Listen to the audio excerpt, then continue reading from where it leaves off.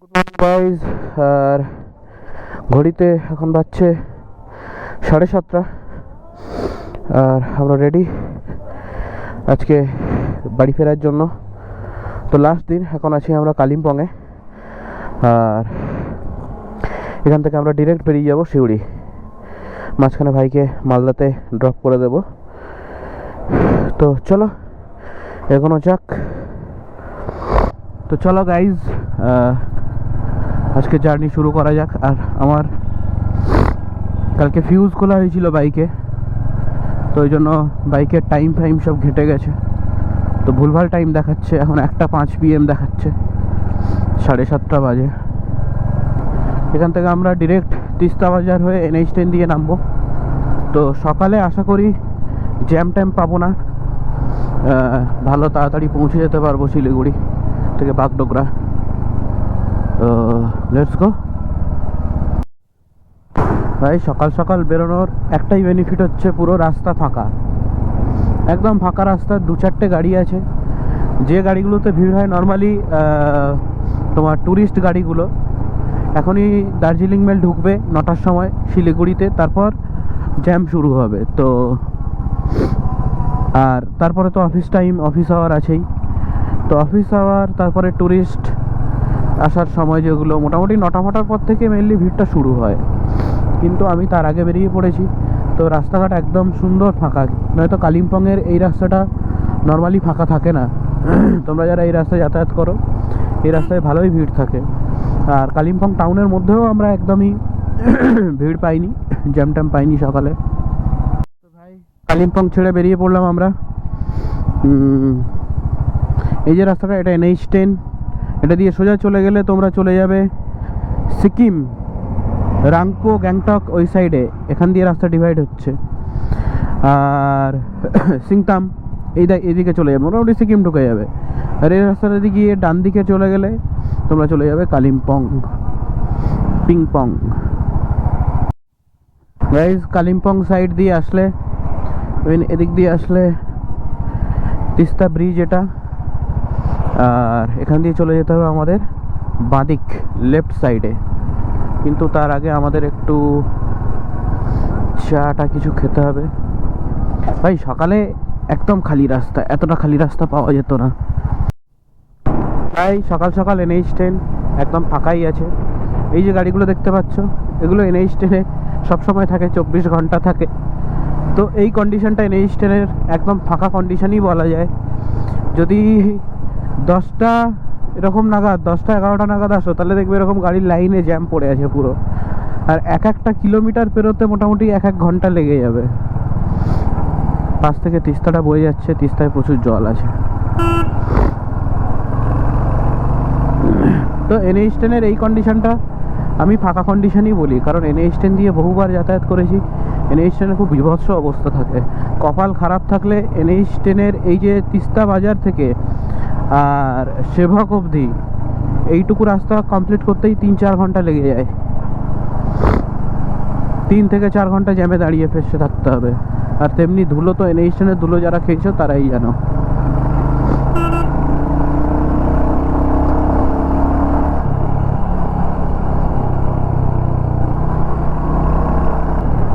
Thank you, visit again. Guys, পাহাড়ের journey আমাদের complete. Siliguri এখান থেকে আর 32 কিলোমিটার। আর আমরা আজকে নামবো শিলিগুড়ি বাগডোগরা হয়ে।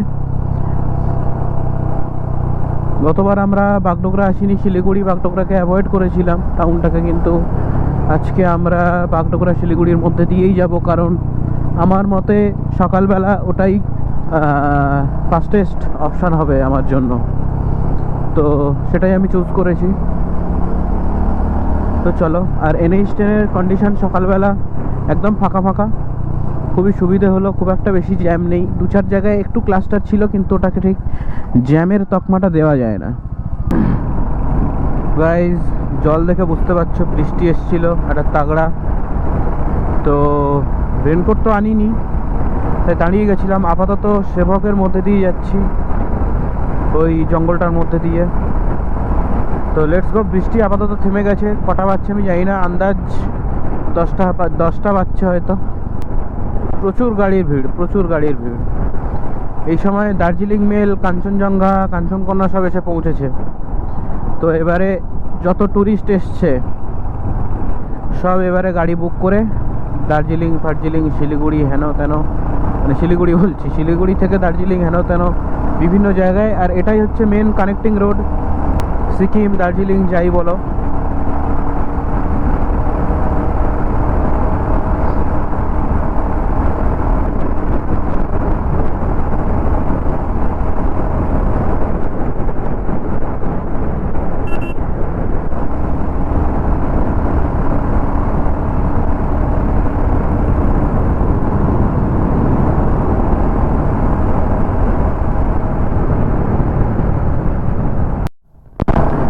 গাইস, বাগডোগরা থেকে বেরিয়ে আমরা ধরে নিয়েছি কলকাতা যাওয়ার রাস্তা।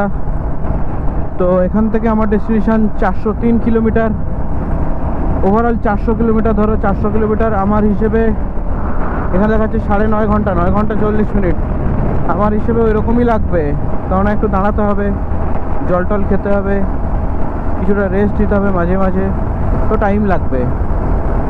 তো ধীরে ধীরে এগোনো যাক, অসুবিধার কিছু নেই। ধীরে ধীরে মানে আমি 100তে এগোচ্ছি আর কি, দ্যাট ইজ ধীরে ধীরে in my opinion, by the way.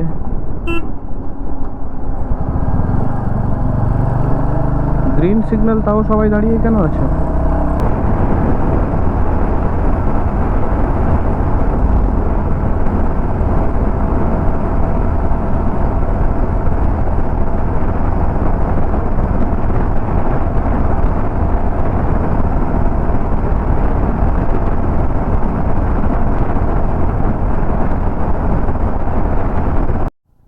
Guys, ঘড়িতে এখন পাচ্ছে অলমোস্ট 1:45।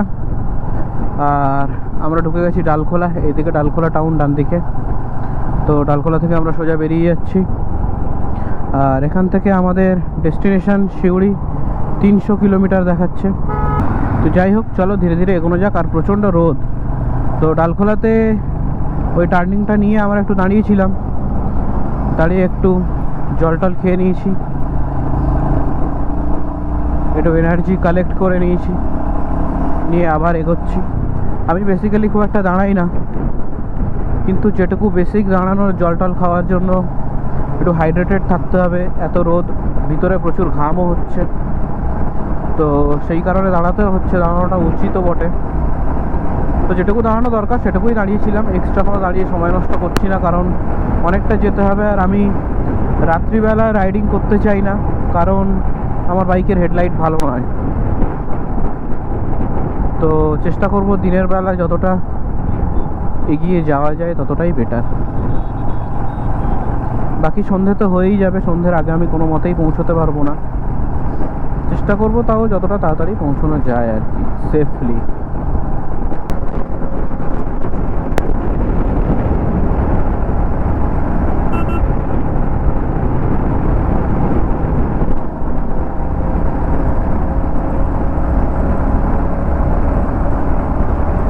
কোনো ইন্ডিকেটার নেই, কিছু নেই, যখন যেখানে খুশি ঢুকে যাও। বড় গাড়ি তো রে ভাই, একটু তো মেনটেন করা উচিত। গাইস, এখন আছি আমরা মালদা টাউন, আমরা বলতে আমি। আর এখানে বন্ধুকে পৌঁছে দিলাম। তো এখান থেকে আমার ডেস্টিনেশন 177 কিলোমিটার। আর আমার হিসেব মতো 4-4.5 ঘন্টা লাগবে, কারণ আজকে রাস্তা অতটা খালি পাবো না যতটা আসার সময় পেয়েছিলাম। কারণ আজকে গাড়ি ঘোড়া নর্মাল চলবে, জ্যাম ট্যাম পাবো। তো চলো এবার নিজের ডেস্টিনেশনের দিকে এগোনো যাক। কটা বাজছে শুধু এটাই বুঝতে পারছি না, কারণ আমার বাইকের ওডোমিটারের ঘড়িটা সেট করা নেই।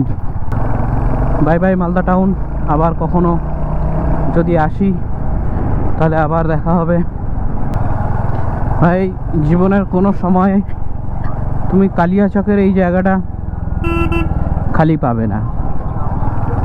এখানে রাস্তার পাশে পার্কিং, হাইওয়ের ওপরে টোটো, অটো, আরও জানি না কি সব দোকানপাট, সব কিছু রাস্তার ওপরে। তো এখানে আসলে এইটুকুর উপরে তুমি জ্যামে ফাঁসবে, কিচ্ছু করার নেই। আর যদি বাইক থাকে তাও তো এদিক ওদিক দিয়ে একটু অলিগলি দিয়ে কাটিয়ে বেরোতে পারবে, যদি গাড়ি থাকে ব্যাস আধা ঘন্টা 40 মিনিট তোমার এমনি এখানে নষ্ট হয়ে যাবে। দীর্ঘদিন বাইক চালিয়ে তুমি যে নিজের মধ্যে এক্সপিরিয়েন্স তৈরি করো, একটা হাইওয়েতে কনস্ট্যান্ট স্পিডে ক্রুজ করতে চাও, ভালো ব্রেকিং নলেজ আছে তোমার, কিন্তু সেসবে কোনো লাভ নেই। কারণ তুমি ইন্ডিয়াতে বাকি রোডের কথা আমি জানি না, কিন্তু পশ্চিমবঙ্গের রাস্তায় তুমি এই যে ক্রুজিংয়ের যে একটা কনসেপ্ট, এটা তুমি অ্যাপ্লাই করতে পারবে না। কেন পারবে না? কারণ প্রত্যেক 200 মিটার 300 মিটার বা 500 মিটারে 4টে-5টা করে ব্যারিকেড লাগানো থাকবে, কোনো ট্রাফিক সেন্স নেই, কিছু নেই, মানে হ্যান্ডটাই রাস্তার মাঝখানে 4টে ব্যারিকেড লাগিয়ে রেখেছে। কেন? কি এমন দরকার পড়লো যে শুধু পশ্চিমবঙ্গেই লাগাতে হচ্ছে? ভারতবর্ষের আর কোথাও কোনো এরকম ন্যাশনাল হাইওয়ের মাঝখানে ব্যারিকেড রাখার প্রয়োজন হচ্ছে না, শুধু পশ্চিমবঙ্গে প্রয়োজন হচ্ছে। কেন হচ্ছে? দেখো, তোমার ক্রুজিংয়ের কনসেপ্টটাই এখানে বানচাল হয়ে যাচ্ছে।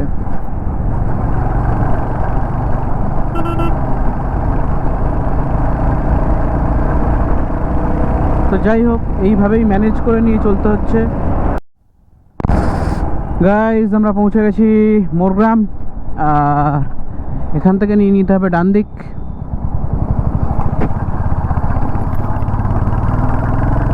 শিউড়ি দেখে নাও, নলহাটি, রামপুরহাট, তারাপীঠ, মন্দির বাজার নাকি মোহাম্মদ বাজার, শিউড়ি।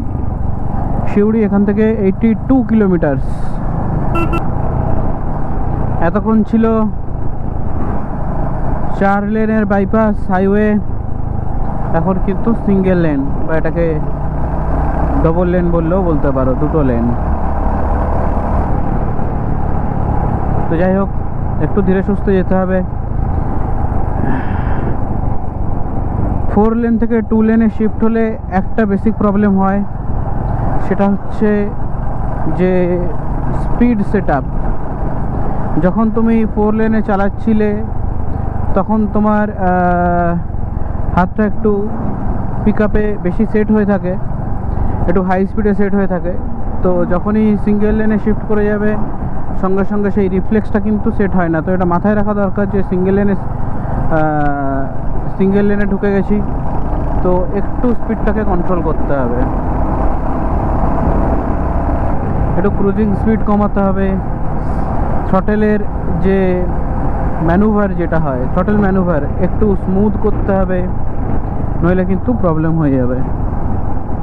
তো এটাই হচ্ছে ব্যাপার, যে একটু থ্রটেল ম্যানুভারটা সফট করে নিতে হবে, নয়তো হার্ড থ্রটেল দিলে সিঙ্গেল লেনে যখন তখন যা খুশি হয়ে যেতে পারে। বড় হাইওয়েতে 4 লেন বাইপাসেই কোনো ভরসা থাকে না, তো ছোট রাস্তায় সিঙ্গেল লেনে কোনো আরোই ভরসা নেই। তো চলো এগোনো যাক ধীরে ধীরে। প্রায় আকাশে কালো মেঘটা দেখো শুধু। শিউড়ি এখান থেকে 34 কিলোমিটার আমার ডেস্টিনেশন, আর প্রায় পৌঁছে গেছি, আর এই সময়ই কালো মেঘটা উঠলো। মানে ভাবা যায় বিদ্যুৎ চমকাচ্ছে, আমি জানি না কি হবে।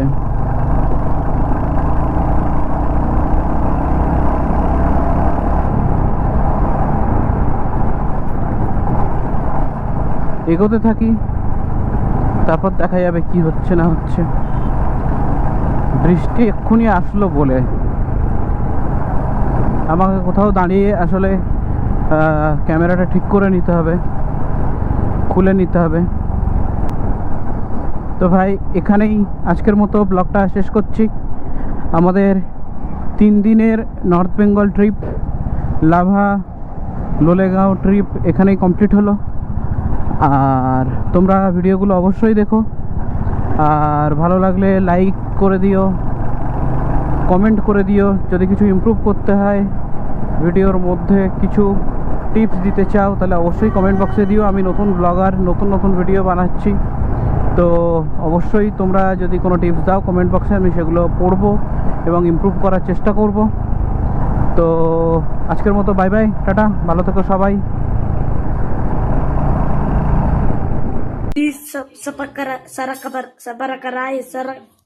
Sarakap, whatever.